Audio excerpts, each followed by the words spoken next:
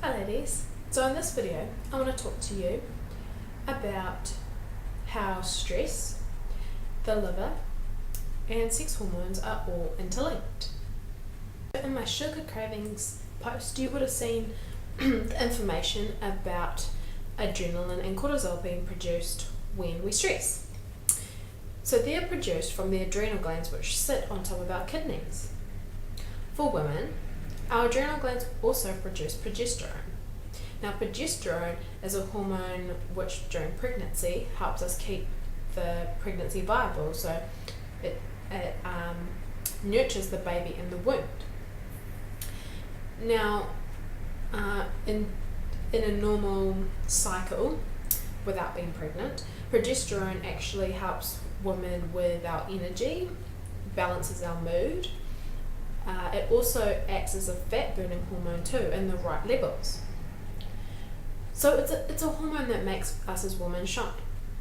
Now, if we're stressing too much and our adrenal glands are producing too much adrenaline and cortisol, then we're also going to be producing we won't be producing as much progesterone because our adrenal glands will get tired, and when they get tired we'll have less progesterone. So what has this got to do with the liver? Well, our liver recycles, as part of one of its roles, recycles sex hormones.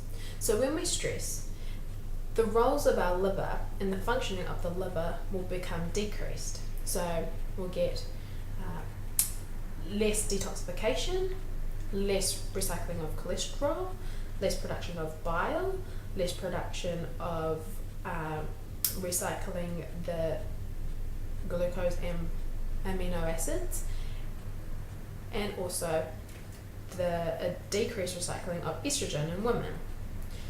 Now this means that we'll be left with the bad forms of estrogen in high amounts.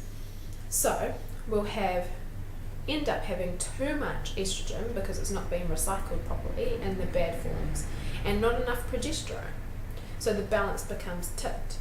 And what we don't want to do is have this imbalance. We want to bring this down and progesterone up so that it's at the right levels, so that we're a balanced person. Because what happens when we have too much estrogen is that we become emotional, we get symptoms of PMS, we get bloating, can get irregular periods, and very painful ones at that. We can get weight gain, and if this estrogen dominance carries on for too long under stressful situations and a lot of other dietary factors coming on board, we can actually end up with hormonal conditions like endometriosis, which is an estrogen dominant condition, or PCOS, which is actually a testosterone dominant condition as well as estrogen dominant. So in both cases we've got imbalance of hormones. So if we look at this as a holistic view, it's actually the stress that's the main issue here. So what are we not going to do? Stress. So in summary, if you think you've got any of those symptoms that I mentioned before to do with hormonal imbalance, then firstly what you want to do is focus on reducing the stress in your lifestyle.